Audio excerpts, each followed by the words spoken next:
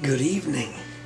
I just figured I'd blab at you a little bit because I really didn't do a video today, and that kind of helps keep my mind all lubricated and going in the right direction, especially when the last few days I've kind of had some problems with the higher inflammation, and it's caused kind of ticks and other things. It's just uncomfortable to be in my own skin. But I was going to kind of document a closed eye hallucination that I had just probably a few hours ago, because I was just laying in bed, and I'm kind of starting my morning, so to speak, although it's really evening, early, because I just got up and done this. But I closed my eyes and instantly I saw a huge hand just covering my whole face, just a big hand, and it would dip its thumb in something that in my mind I was perceiving as food, and just on its thumb, and feed it to something over here that was so small or so weak that's all it could handle at the moment. And that was kind of wild. I couldn't see exactly what it was that was being fed because it was off to the side, and if I turned my head, everything went with me. It's not like everything was fixed and I could look around and see what was going on. Everything was locked into the field of vision where I was looking at the moment. And so I couldn't tell, but I was just thinking about that, and wondered, because I was kind of praying and wanting a sign that I was being taken care of, that something in the spirit knows what I'm going through, and some of the injustice that in my mind was had been done, and probably in reality it's more like a test or something to hone me in on some kind of a spiritual growth.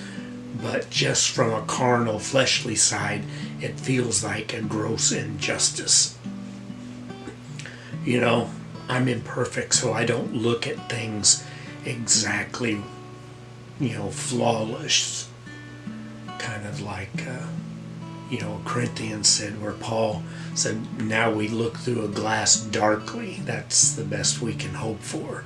But when we're in the presence of that which is perfect, we'll know even as we're known. And I interpret that as perfect love. Perfect love casts out all fear. And when we get to that position, we're going to know perfectly. But I definitely don't have perfect love. I strive for it. I talk about it. Out of the abundance of the heart, the mouth speaks. So, hopefully my heart's in the right direction. But boy, the more I learn, the more I realize I don't know nothing.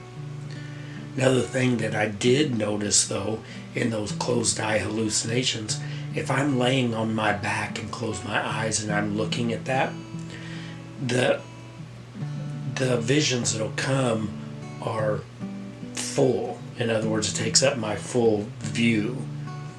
Most of the time, a closed eye hallucination, I'll have to sit and look a little bit, and first it'll take a color, usually a darker color, maybe a blue or a purple, and a lighter color, maybe a red or a yellow, and they'll kind of swirl around, maybe go around a little bit, and then start making images like what you would see an image in a cloud. You look up in a cloud and say, oh, there's an elephant, and oh, there's a dragon, and hey, that one looks like a person there. And you'll just kind of see it, but it morphs and changes. That's what I found so interesting about that hand. It was instant. There was no kind of observing and getting to that point. As soon as I closed my eyes, there was a giant hand dipping its thumbnail into some food and feeding something off of my vision. But when I'm laying on my back, I see that whole thing.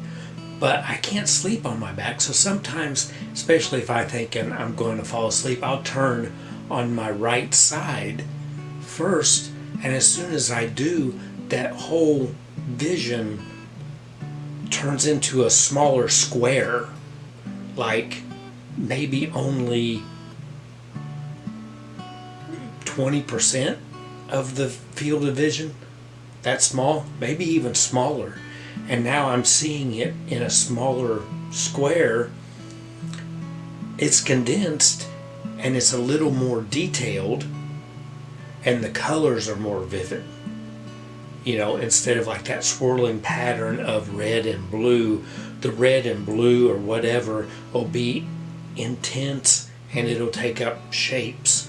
Like I'll see something and the shirt of an individual, if I'm seeing them in that square, will be real dark blue, where maybe a background or something might be a vibrant red, and it'll just be real intense, but just smaller.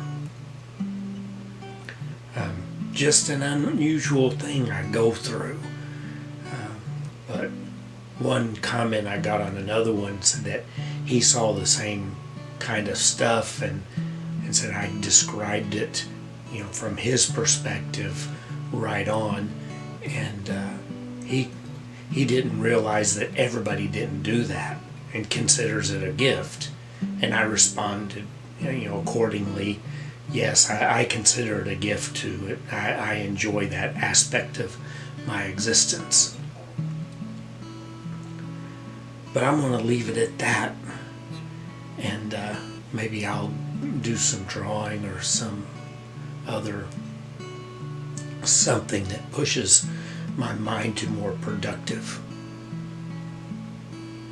avenues. But anyway, you guys have a great rest of your evening, and I'll blab at you later. Bye.